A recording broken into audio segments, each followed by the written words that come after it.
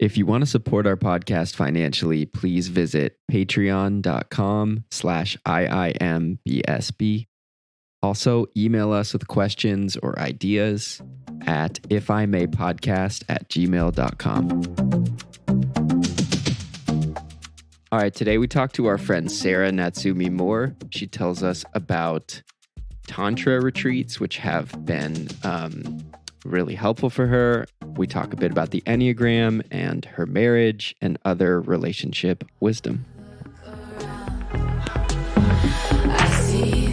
Welcome to If I May Be So Bold, a podcast about relationships. I'm Dan Epstein, recording artist, Enneagram 4, and ADHDJ. I'm Justin Waring Crane, model, actress, singer, dancer, mathematician.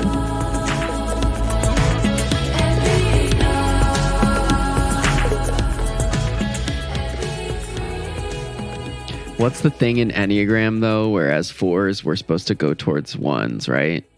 Yes. Which is like... Yeah, go ahead. I'm in this group in Austin. It's the Austin Enneagram Club that meets once a week, and we just did once. And Is that the people from the podcast? Yes. And I've gotten very deep into the Enneagram in the last couple of years, and I can really see my health, like mental health, physical health, everything improve when I'm living by like the one way, which is like routine and structure in my life. Mm-hmm. Gosh, I struggle with that so much. For people who don't know what we're talking about, with the Enneagram, Sarah and myself are both 4s. And the way Enneagram works is like, in order to move towards like a healthy, like, what is it? Like high, what is the term for like the There's optimized? Everyone is a number, and in health, you go to a certain number, and in stress, you go to another number. Got it. So health versus stress is like the paradigm.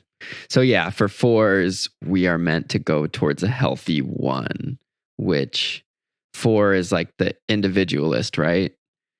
So like tends to be a lot of artists. We're like really big on having like an authentic self, being seen. We have this great fear that we actually have no like authentic self. And we want to move towards a 1, which what is the 1's like fear and like, I don't know. How would you describe 1? Kind of wants to be like, I feel like I'm not thinking of the right word, but pure.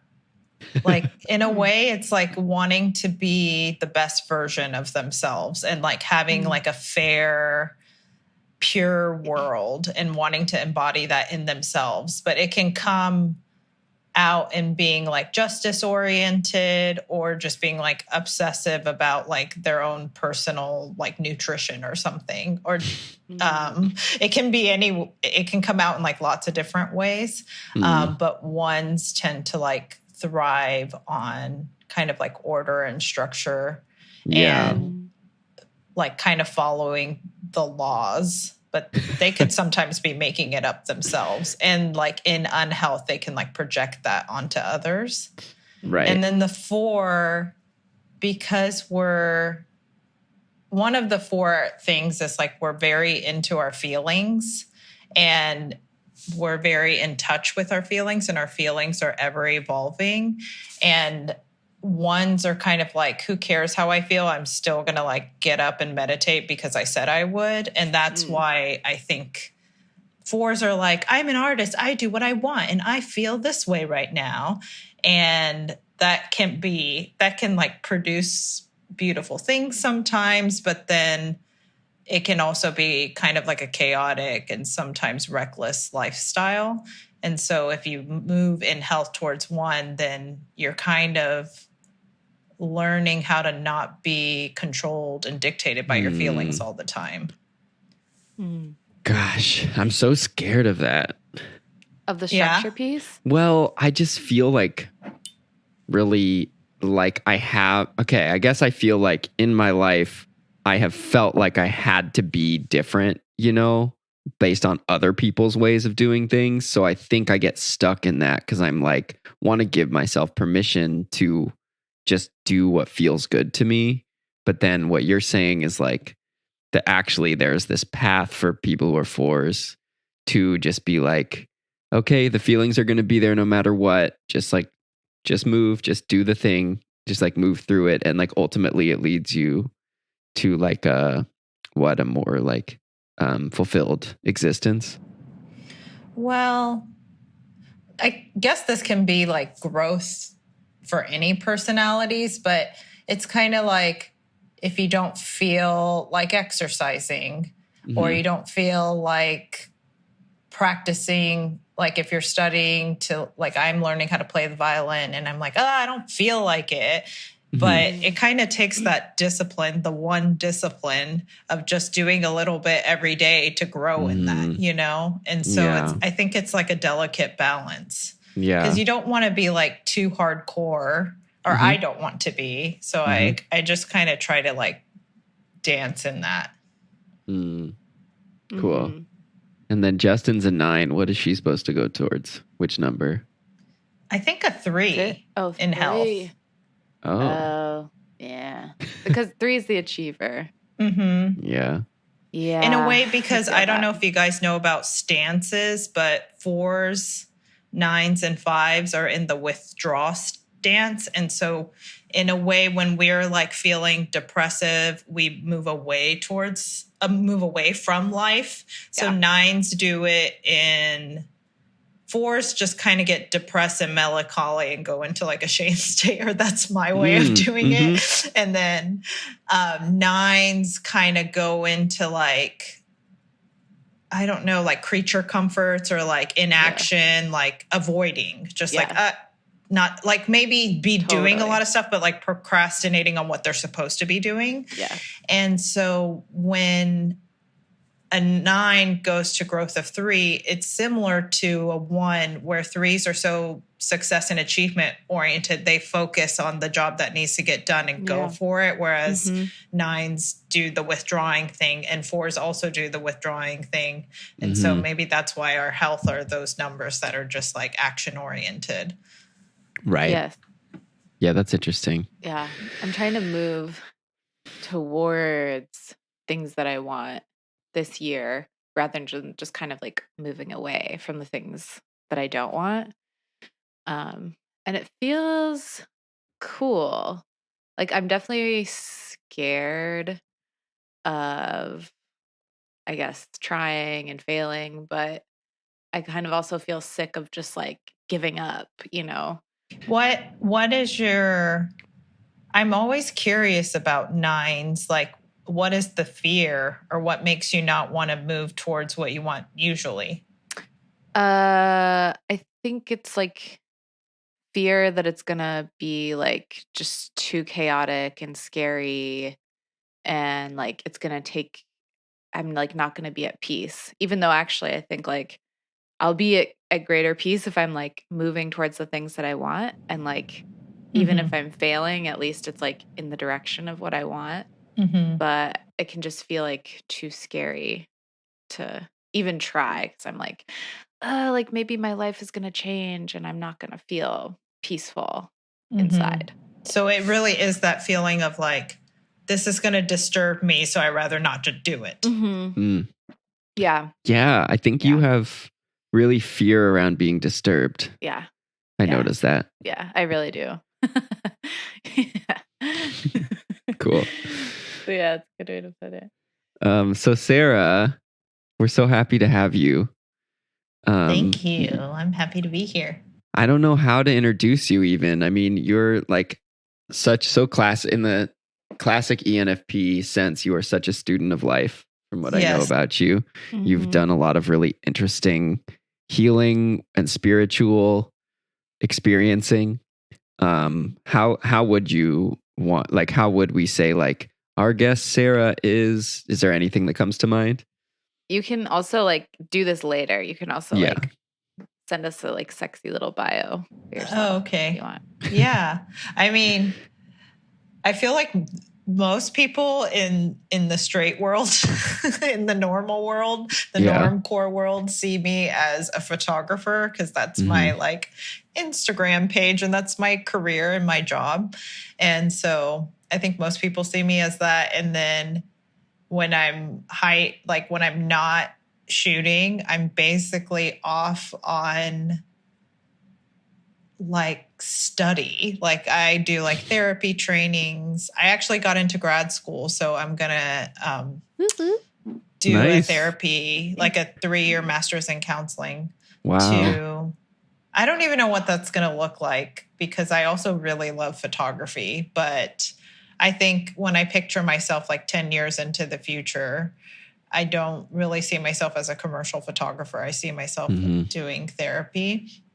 So yeah, I guess just a seeker of knowledge. And yeah, I think a student of life feels good. I go to a lot of different like therapy retreats and meditation retreats and plant medicine. Plant medicine. I like to just understand why we are the way we are, basically. So, this podcast is nominally about relationships. And like, obviously, like, I think the listeners are probably getting a sense that you are like, this wise person with a lot of, cool like interests and experiences. But like, what kind of person? We usually ask people about their first kiss, and we talked about asking you about like early romantic feelings or experiences. But like, I'm just curious, like, what was your vibe like as a teenager? Like, were you kind of like have a similar, like, sort of outward facing deep feeler person, or did you try on any kind of like, that's images or like ways of appearing? Well, so I grew up in the Air Force, and so I moved around every 2 to 3 years my whole life up until I was 18. And I went to, I think it was 12 different schools, if you include like kindergarten and then elementary and then switching elementary and then switching elementary again, like that. So I don't think I ever stayed at one school for longer than 2 years.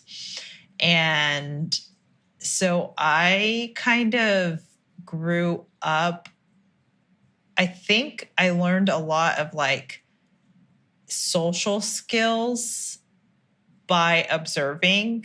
Like it's almost like, but it was like a survival instinct. So I would move to one. Also, I'm biracial. I'm half Japanese, half white. And I moved back and forth from Asia and America. And I would, based on where I was moving to, people treated me a certain way. So if I was living in Japan, but I would go to like an international kind of like military school, but there's a lot of like mixed race Asian kids like me. There it was like much more easy for me to be adaptable. And then I would live like outside of Tokyo and then be shipped off to Clovis, New Mexico, which is like cow town, super conservative, population 40,000. And I would get made fun of for my race or like for whatever. And so what happened is I learned how to adapt quickly to any culture. And it's like I knew like high school, middle school hierarchical systems. It's like, okay, like I want to play an instrument and I want to be a theater kid, but like in this school, if I make that my identity, it's just, you're going to like be bullied and be a loser. So you got to like at least try out for the basketball team and be a bench warmer just to like get in with them. It was like so strategic, but I wasn't even conscious I was being strategic, but it was like such a survival skill that I learned how to like worm my way up to like the top of any social ladder so that I would stay safe, basically.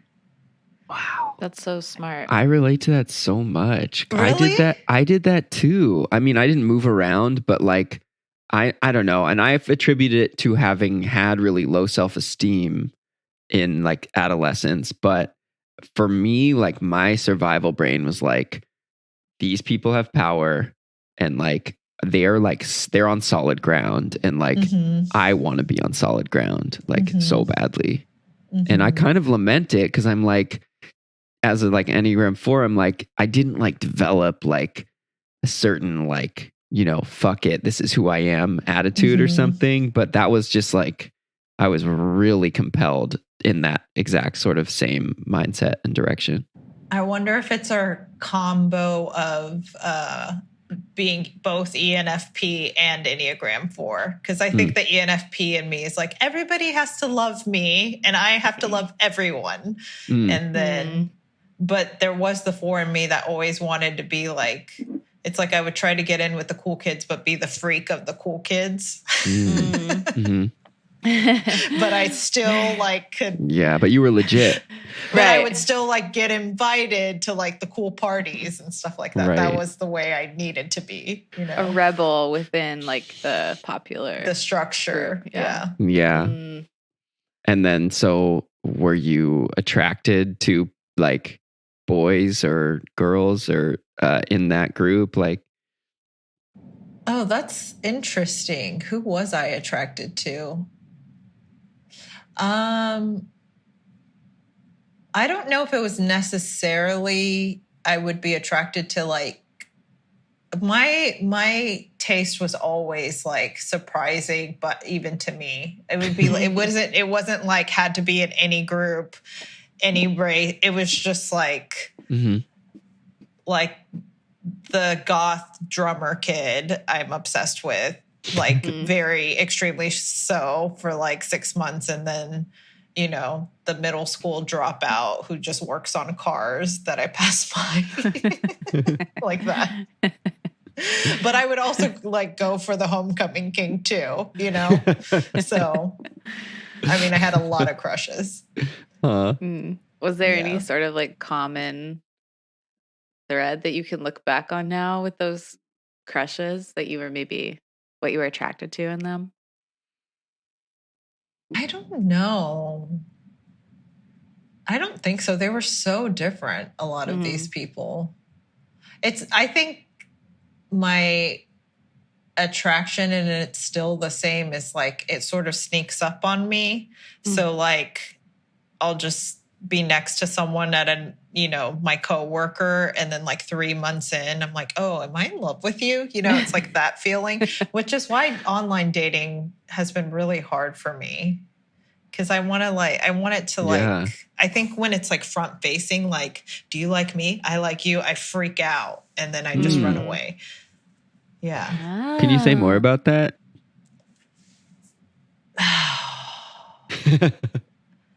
Yeah. When I think of the patterns of like how I'm ended up in all the relationships I've ended up in the past, it's like, we were in grad school together and studying for months. And then I developed a crush, and then we started dating, or like just in the same friend circle and saw each other over and over again. And with online dating, and maybe I just haven't done enough of it or like met the right person or whatever, but it's almost like to have to decide right away, like, right. I don't know, it just feels too scary, or like I'm making judgments really fast and I tend to shut down. And I was telling you guys how I go to this Tantra retreat, and that's only 11 days long, but it's 11 days of you're like partnering up with different people and getting to know them and staying in the same building. And that has been really helpful to me because it allows me to like not shut down and open up to lots of different people. So. Yeah. So it helps you to be around somebody and like feeling their energy, and then kind of like you can come to the crush or the attraction like on your own time, and it's just sort of more organically rather than like, right. Or like, are you interested in dating? Am I interested in dating? And like kind of out of the gates with that very direct energy. And I also tend to have a pattern. If we want to get into all the personality types, I'm also a Scorpio. Yeah, let's I also do have a them all. pattern of like crushing from afar, and then it's like going in for the kill, and it's like this like it's like slow but steady process that is like it's so unrelenting, and I'm like if I have to wait 3 years, I will, and it's just like I feel like a spider with a web, just like Yeah. um, I like that energy that's like, I can wait however long it takes, but I know I'm going to go in for the I'm kill. gonna get it. I'm gonna get it. And it's like, yeah, I don't know. Yeah. I think it can also be unhealthy too. It's like, well, you can also let it go.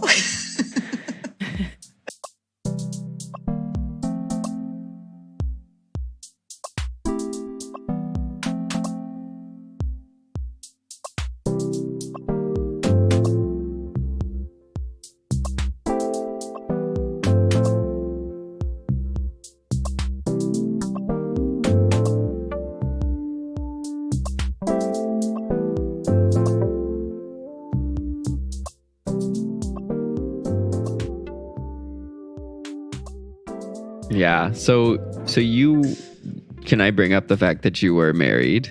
Yes. Just making sure. Yeah. So you were married and you were with that person for how long? Since 2016 till our divorce finalized last year in 2022.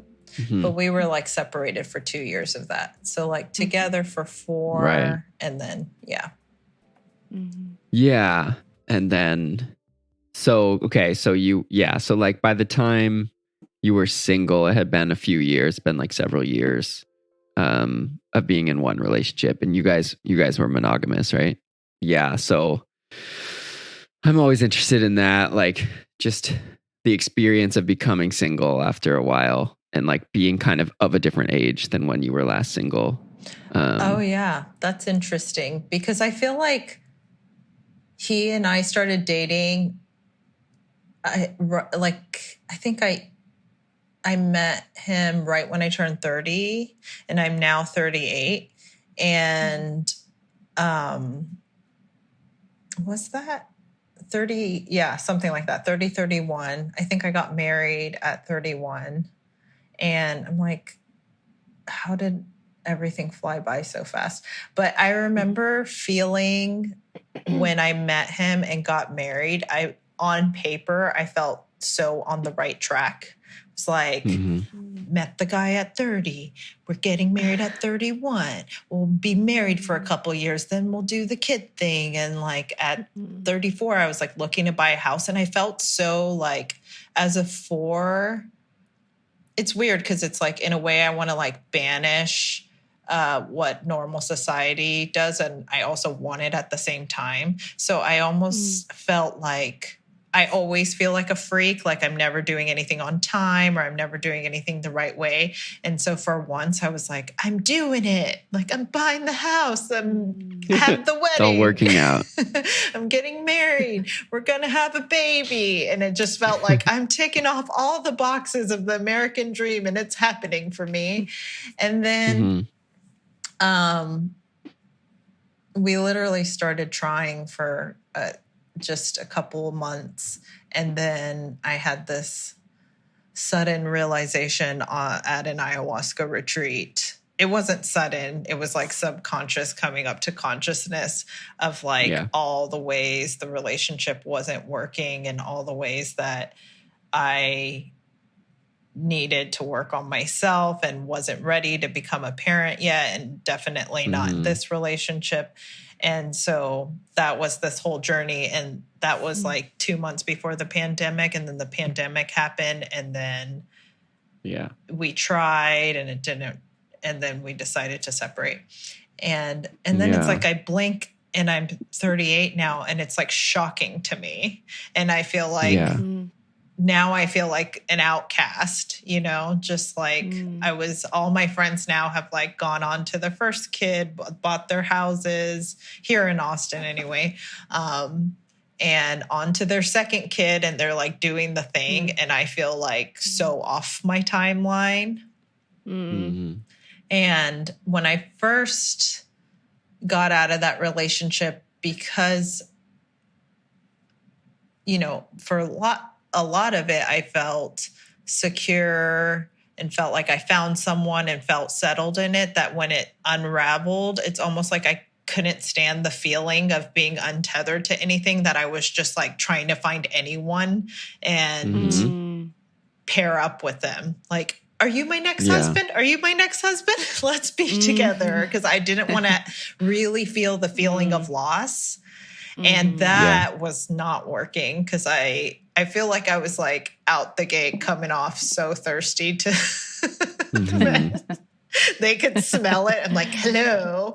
And so that wasn't working at all. I was like repelling men. And then somehow the pendulum has swung to the other side now, where I feel like, I was joking around, I feel like I go on Hinge dates and I'm like one of those secretaries who hate their jobs and they're just like filing their nails, like, yeah, where are you from?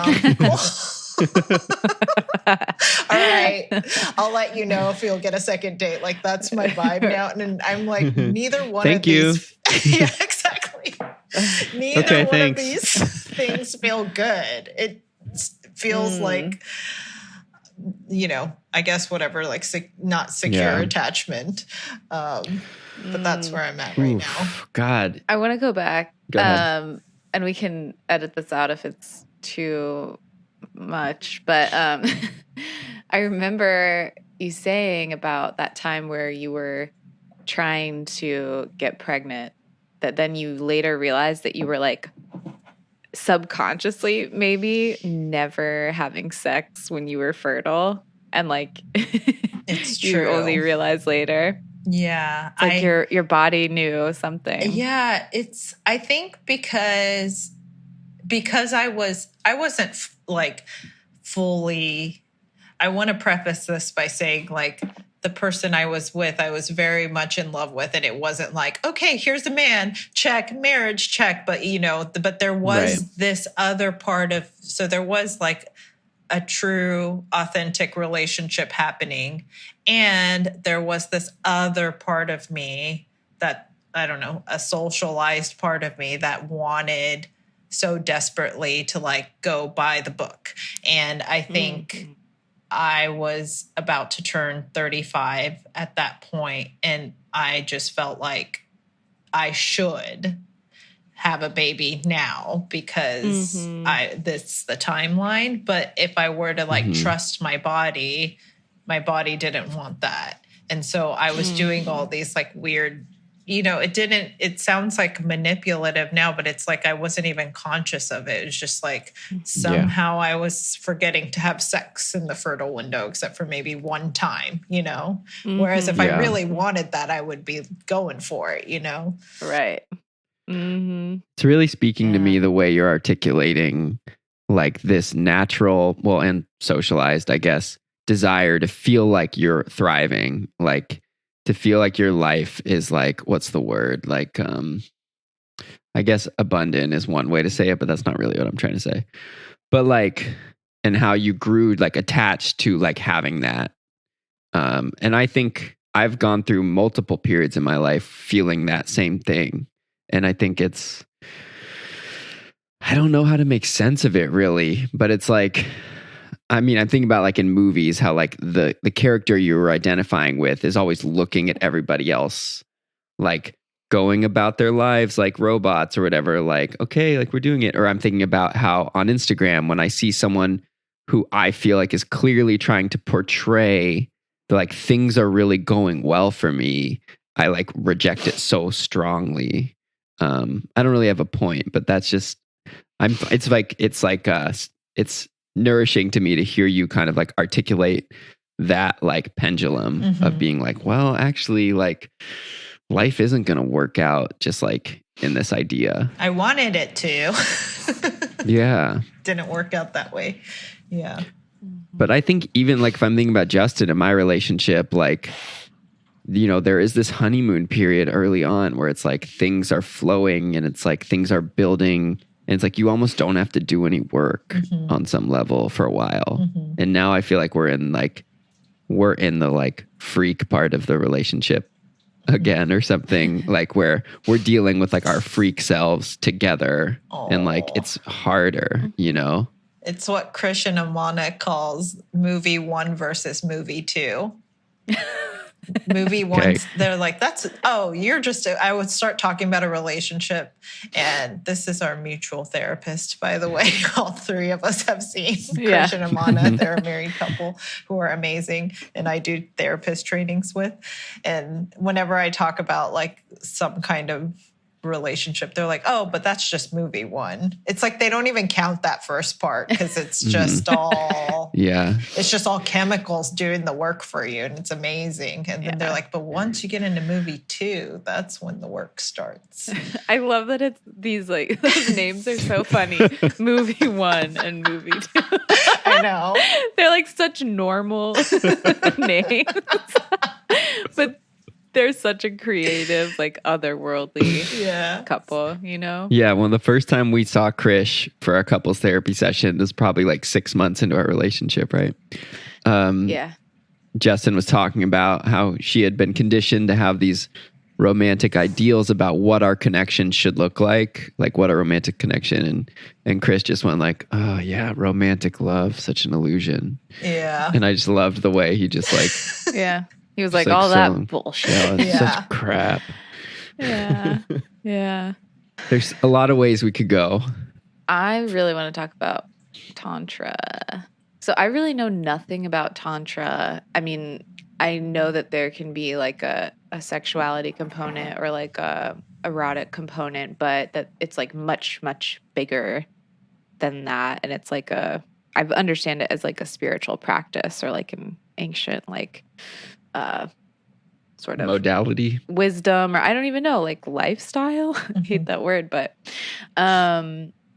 what's it like? Like it's my first day at the Tantra retreat, or like if someone's going on this like 11-day retreat, kind of like the one you've gone on, what is that one like? And I know there's probably like different ones, but let me backtrack and say that I've been to 2 Tantra trainings now, both they're the same things, both 11 days. Last year I went twice, and I plan on going again. And I still feel like I don't know what Tantra is at all.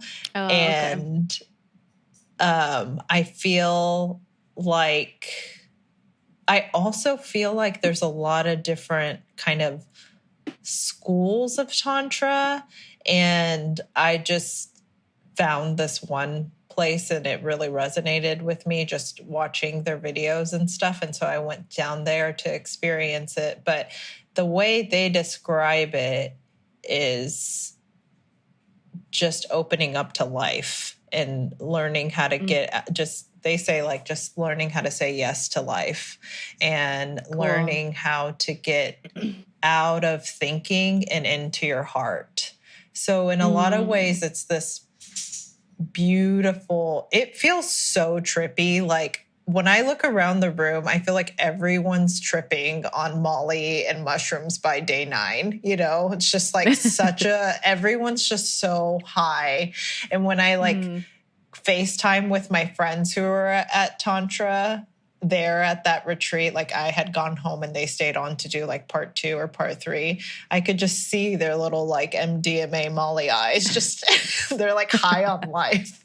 But in a way, it's a lot of deep meditative practices and intimacy relating practices that helps you get out of your head and into your heart. So you just slowly, they're kind of like shedding all the masks and shields you have and learning how to let you break through all of that and come from down here instead of up in your head. Oh my God. I need that. I was just thinking as you were like, I want to learn about Tantra. I was like, why don't you guys just come with me to the next one? Fuck yeah. Okay, we're going. Yeah, let's End go. of discussion. So day 1, they basically, it's almost like when they talk about like the frog boiling in water, I feel like they just like put us into the pot and then like slowly, they literally say like, we're going to turn the volume up now, or like, it feels a little like sleepy in here. So we're throwing the flame up today. And then like, it's like, they're like, forcing us deeper into intimacy or not. And they sort of gauge the level of the room. Like it's like every group becomes its own intelligence and they just feel into it. So every retreat is very different, but it's just an introduction of like, so there's anywhere, they're doing it right now in Bali, and I heard there's 60 people. So there's 60 people in that group, and it's equal amount of men and women, which you don't have to be straight to be in it, but it is like about the masculine, feminine energy, and you do pair up with the opposite sex. So, so they have you, if you are coupled up, couples just do all the exercises together, but they're in the room doing the same exercises as the singles. And it could be, it could be 25% of the group are couples that came together. And so they pair up together, and then the rest are singles, and you switch partners over and over and over as you do different exercises. And the exercises could be anything from just talking to each other, or it could be like slow dancing or eye gazing. And then it kind of gets like increasingly more intimate as the days go on. First base, second base. Yeah, it base. kind of goes first base, second movie base. 1, movie 2, movie 3. And to be honest, it's weird. It's like, on the one hand, it doesn't get that crazy. Like, it's like really gentle. Like, you're moving pretty slow, but it feels really, really deep. And it's a lot of, I almost want to call it like a meditation retreat, because it's so much breath work and meditating with each other though. Sounds and you're nice. like, it's awesome. Because I used to do Vipassana, which is a 10-day silent meditation retreat. And I've gone to that for like 7 years because I'm, I guess, a retreat junkie. And that was very useful to me at the time. But I realized, and I got a lot of healing from it. So much wisdom just coming from within me. And that was amazing to see that. Like, oh, I don't need to like grab my phone and like look up this sort of anything. It's just like all within. But I also realized so much of healing happens in community, in relating with other people. And so now I'm kind of into these kind of really freaky group workshops where it just pulls all your triggers out, and you learn how to hold space for the other. Oh my gosh. I love that. I feel like, I would be down to do a Vipassana retreat like once, but I'm much more drawn to this sort of group type of thing. Like, it's cool because it's also incredibly international. They do workshops they never do it in America, unfortunately, but they do workshops in Asia, all over Europe, and their home retreat center that they built for Tantra, which is so beautiful, is in Brazil. And it's led by two people who used to be a couple, but now they're just friends and colleagues for 40 years. They're in their 60s. Wow. And he's German and she's Brazilian. They're like deep therapists. They're friends with Krishnamana. They're in like the same crew. Cool. And God, I wish I could infiltrate that group. I know. Just be a groupie like me and fly around and follow them to all the retreats. But I'll just call them a couple because they are in many ways. But this couple that leads this group, I've only done it in Brazil, but I'm curious to they say different places bring their own cultural energies. And so Brazil, things move really fast because it's much more open. They're already like touchy-feely, not afraid of intimacy. And then in Asia, it can like move 10 times slower. They could go to China and do it. And it's like there's so much conditioning around sex and opening up. And the opposite sex, like dealing with the opposite sex and stuff like that. Yeah. So, and then because they've been doing it all over, participants from all over the world fly to. Yeah. Yeah. Is there anything like, you know, that's like crystallized for you about doing that work, about like your next, you know, deep relationship, romantic relationship, like what you want or like how you want to take care of it or anything like that? Yeah, it's so weird. I feel like with Tantra, I can't articulate anything that like I can describe the events, but I can't, I can feel myself changing so much because of it, but I can't even articulate what's happening or like, it's so, I don't know. I feel like I want to be more forgiving and like more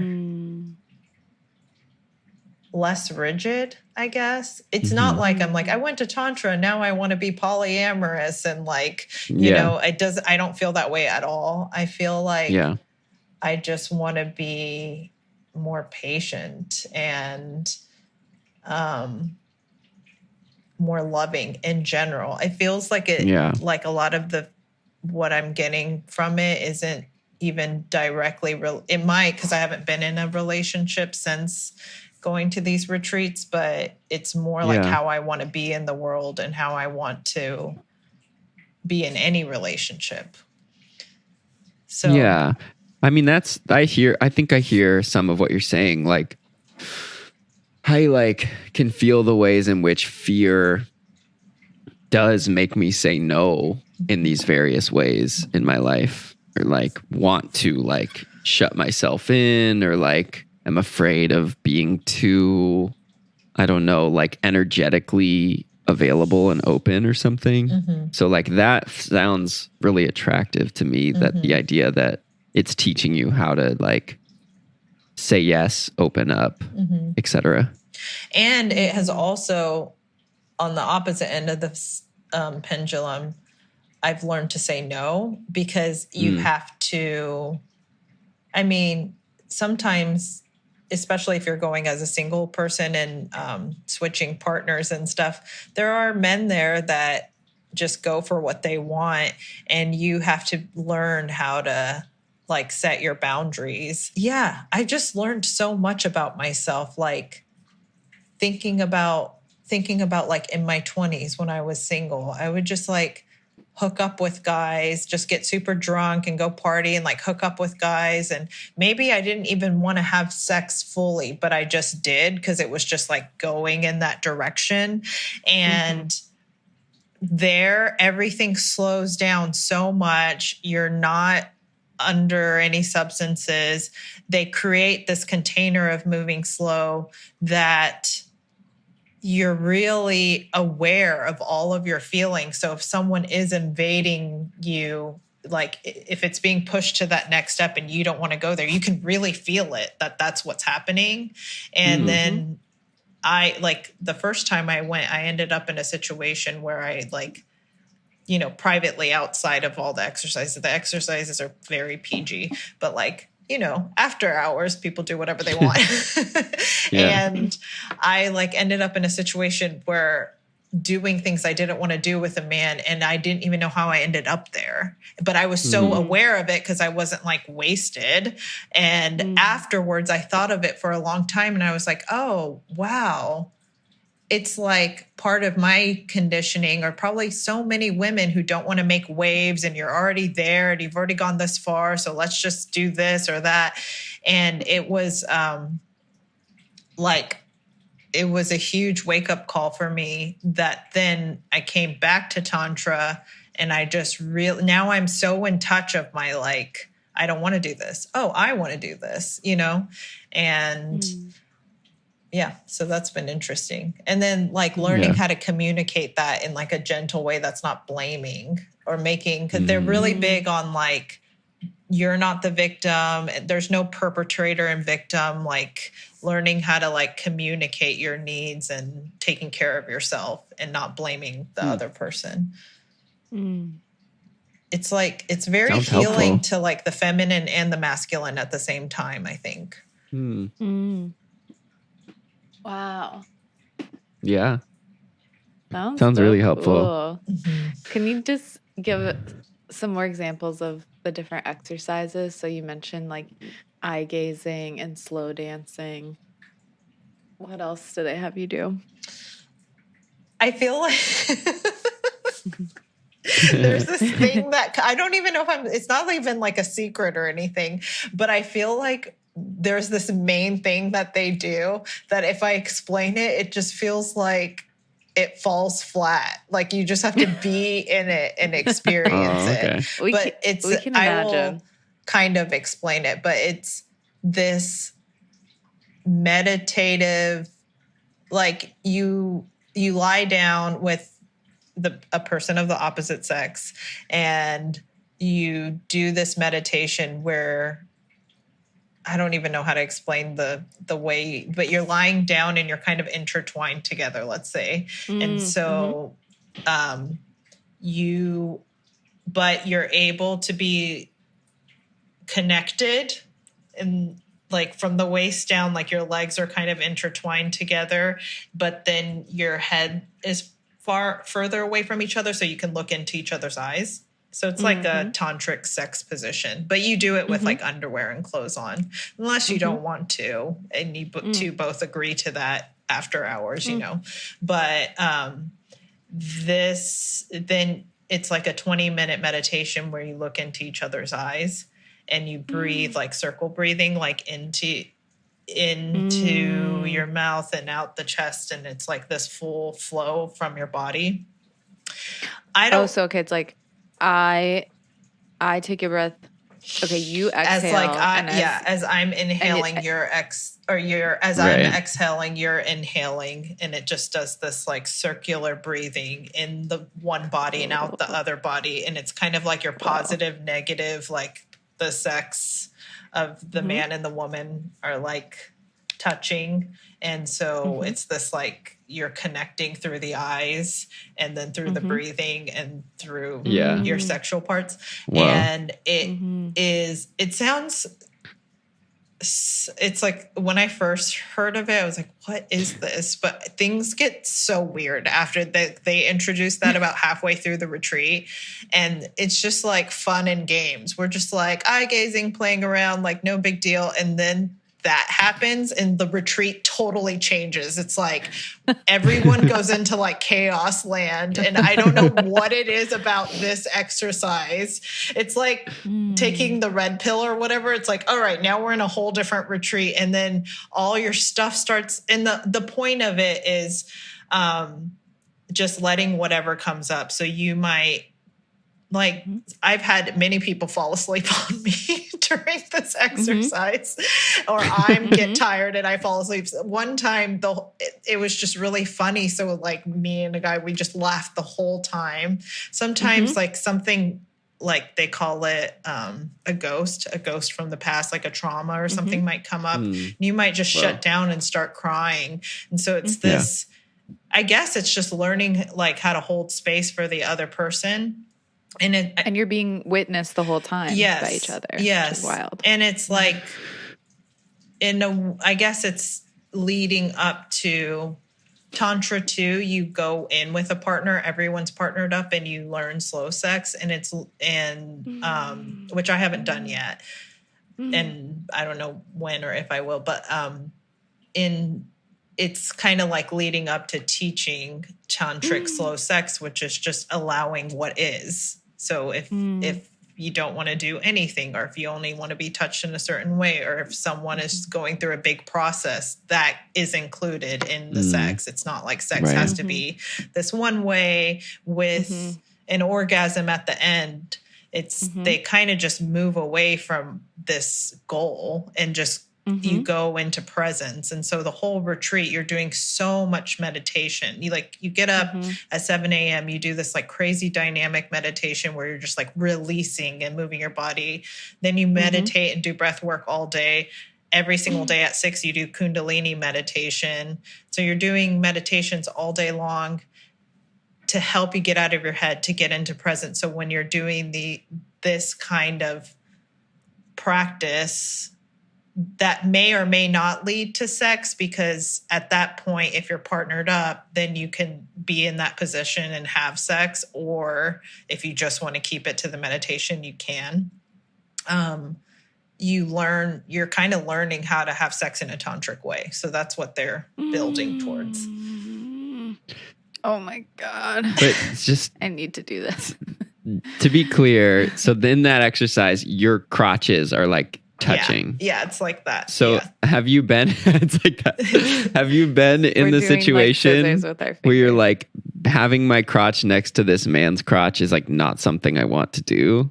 Yeah. So this is what I mean by like learning your own boundaries for yourself of saying no, because so they'll say the only thing they ever say is find a partner, which they say they could say 7 times a day, or they could say 3 times a day. They just say, find a partner. They don't say, girls, find your favorite man. They don't say, boys, pick a lady. They just say, find a partner. Grab your partner by the arm. They say, find a partner. And it's also just, you kind of feel like you're in middle school. Like, am I going to get chosen? Or like, you start asking questions. You also have like 2 to 3 hours of group therapy in the room every day. And so people are like talking about everything that comes up. So yeah, like even just when they say find a partner, like you could have a meltdown over that. 'Cause you're like, am I not like cool enough? Am I not pretty enough? Why am I not getting chosen? How come I always want to go for like the guys that don't want to pick me? Should I be more forward and just go for what I want? Or do I like hang back? It's like your brain goes into crazy land. Those 3 words. It's just find like, find a partner. Exactly. Exactly. And so, and what was the question? Oh, so like a guy can go up to you and you can say no, you know? So to like, I don't want you to be my partner. And that meditation, that's a meditation that you practice. It's like your homework. So you do it outside of the group exercises. And so people will ask like, oh, would you like to do the exercise together? Oh my God. And you ask people too, if you want to do the exercise, like men and women. And yeah, like I've said no to people that I just didn't want to do it with, and I like also try to test my edge. Like, why don't you want to do it with them? You know? And like knowing that you can, 'cause you can do it privately. They have private rooms if you know, like maybe like the person you want to take it somewhere else. But there's also like very public halls that you can do the exercise in. And so you can do it in the middle after breakfast. Like the times that you do it are like after lunch, after breakfast, or after dinner. So it's like, okay, what's going to happen in a public room after breakfast? Nothing. And so it's like, what's 20 minutes of your time? Yeah. So then Ooh, yeah. It seems like it's probably something that just seems so rich about the whole experience is that when you feel resistance to something, then you're like, okay, is it because there's something here that through these practices I can like move through and grow through? Or is it like, ooh, something in me is like really saying no, and that's the thing I need to listen to. So it just seems like that's so much of it. Would you say that's true? Yeah, it is. It is. I found situations like in general, I find that I think everyone's this way. Like everyone has their masks and a little bit more closed off in the beginning and people really open. But I find that I'm quite guarded when it comes to like sexuality and the opposite sex up front, where I noticed like some of my like female roommates there were just like, oh, partnering there, they're just much more open than me. And I found myself like looking around the room and being like, I only want to partner with these 3 people and that's it with every exercise. And then as the days progressed, I just started to like trust people more and drop my shield. And I was like partnering with everyone by the end. So I thought, oh, that's interesting. It's more like an indicator of like how open or closed I am. And then there are some people I just didn't, I just had like a funny feeling about them, or I just did like in my body, it was just like a hard no the whole time. So I just kind of avoided them. And if they asked me, I said no. And then some people, it was almost like I would do exercises with them, but it was so... it felt like there was no growth in it. It was like too same, or it's so weird. Like they were my friends that like we ended up friend zoning each other. It was just like there was nothing there that after a while we just like moved on to like other partners, but would like have lunch together all the time. Stuff. It's funny.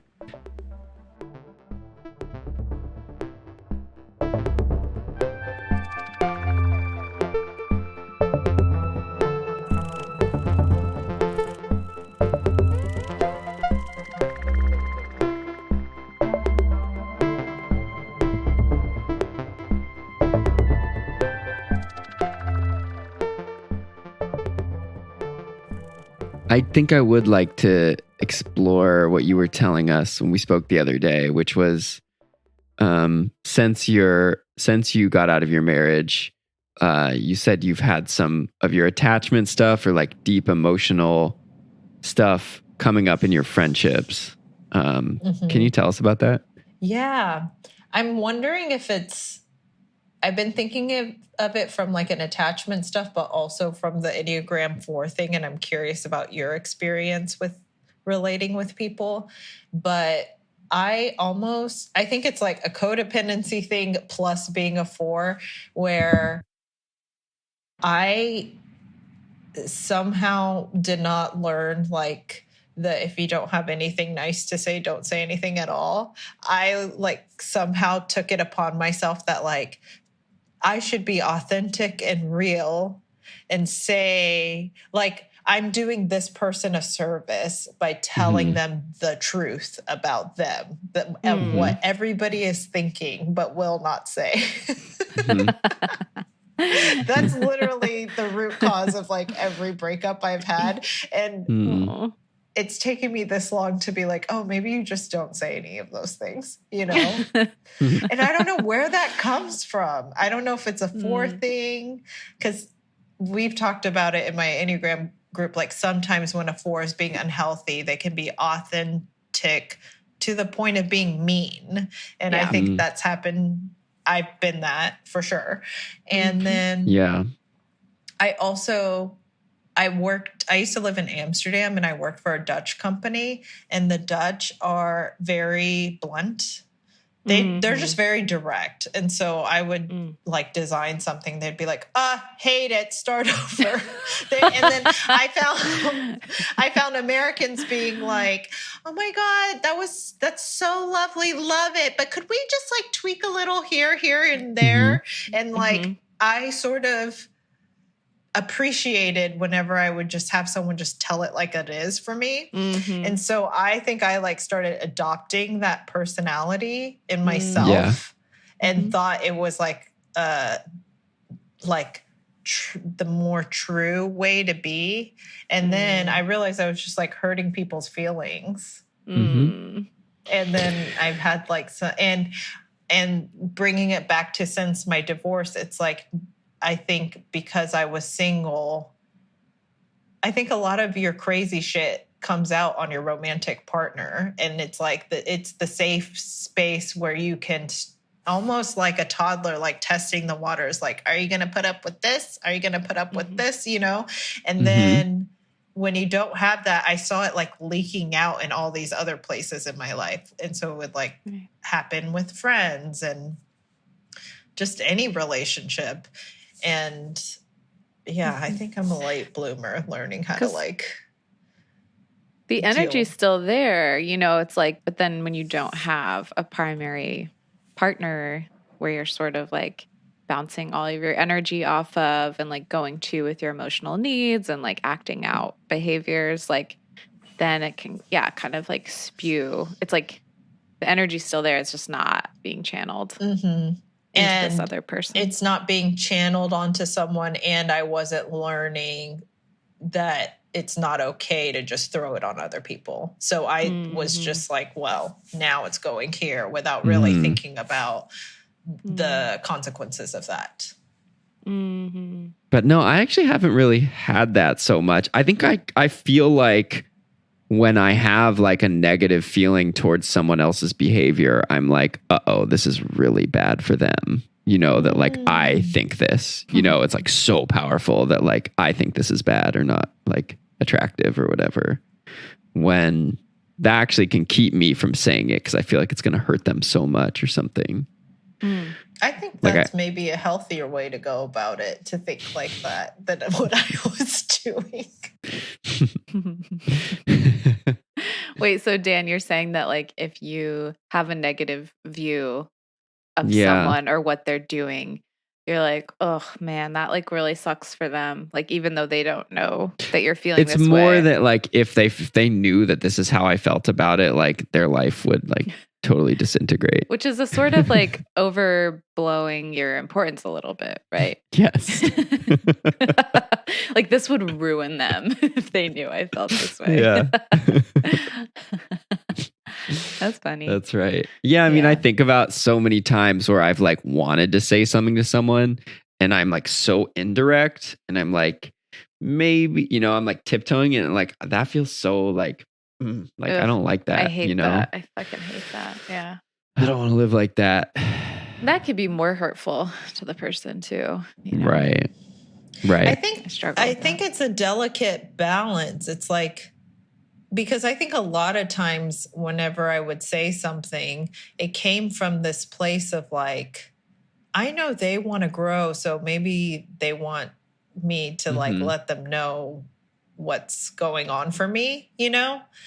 But and I do think that that is valid in like having honest conversations with people can be really important. I've had a lot of friendships that were like, you know, at some point in a friendship, if you're going to go deeper, it's like you have your like friends and then you have your inner circle of friends where you're like, all right, but like, do you really want to be with that guy? You know, like where you just like give it to them straight. And you want to have that like inner circle of friends who, no matter what they're going to tell you, like, I almost feel like they're being a real friend when they say like, you don't really like, this isn't cool, or like, you don't really want this, or like whatever.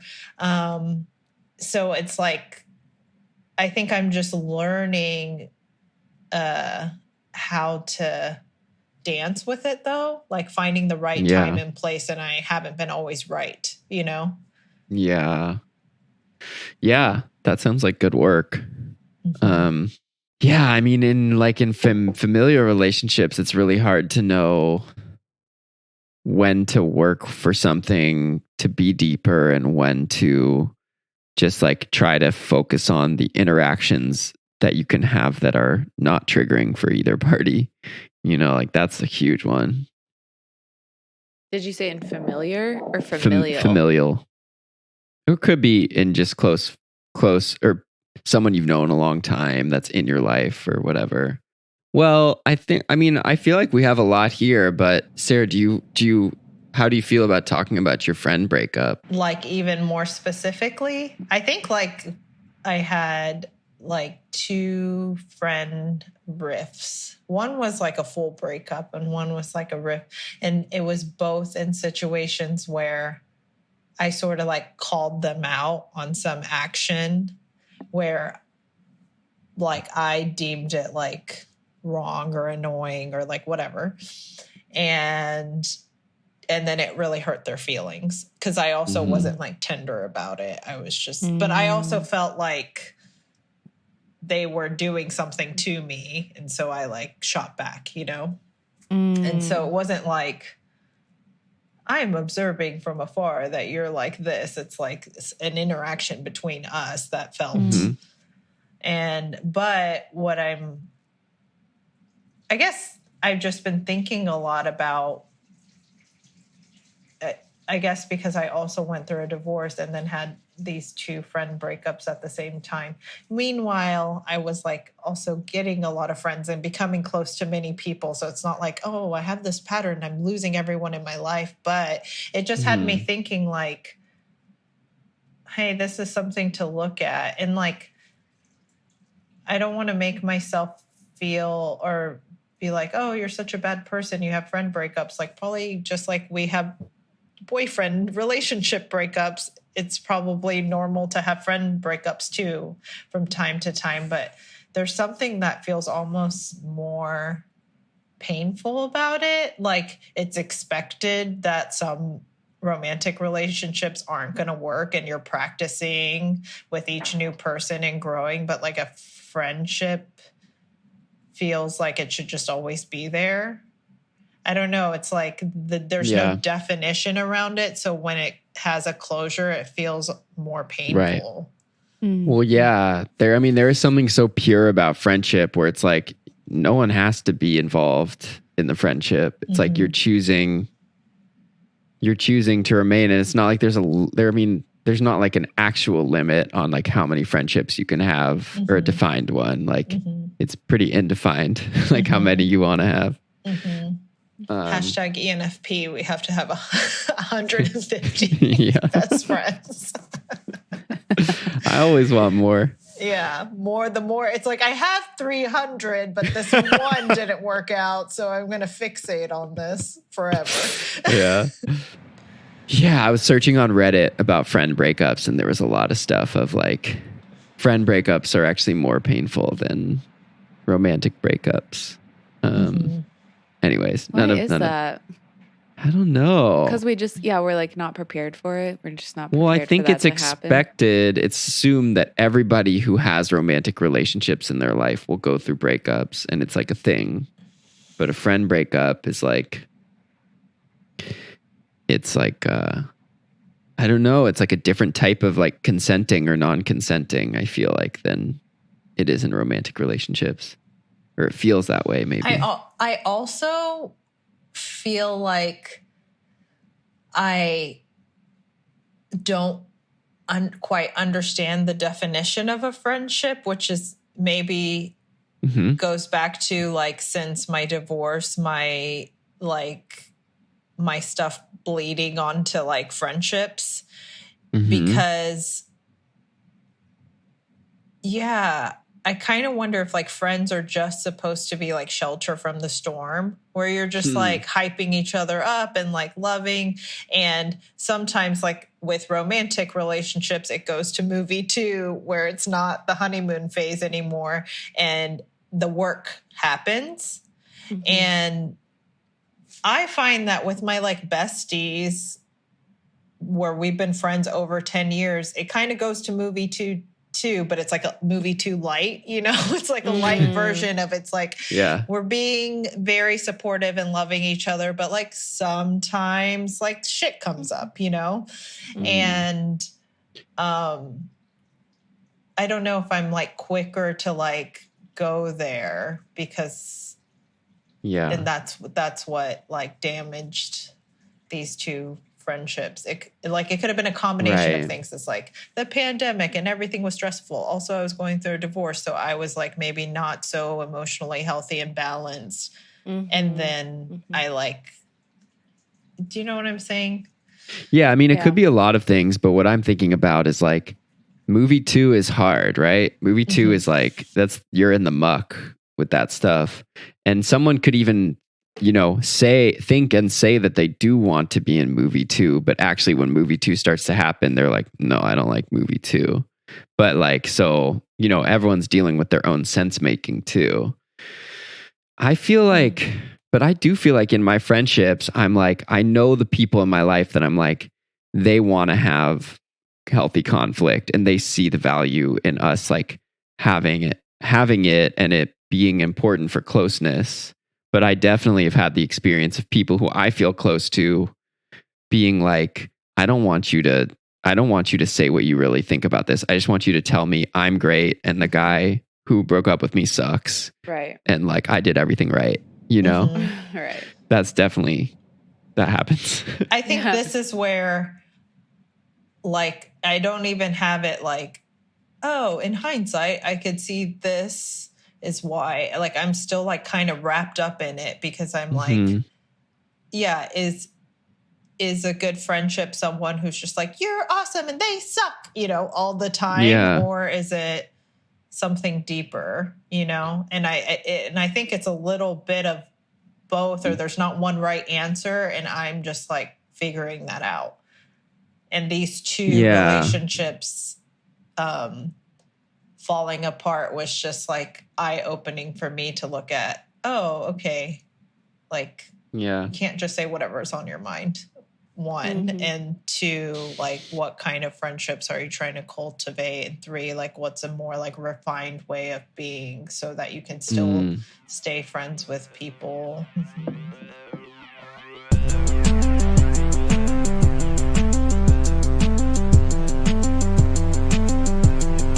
And that's our show. Thanks for joining us. Our music is by Nightlight. We self-produce this podcast, so please subscribe, rate, and review. It really helps.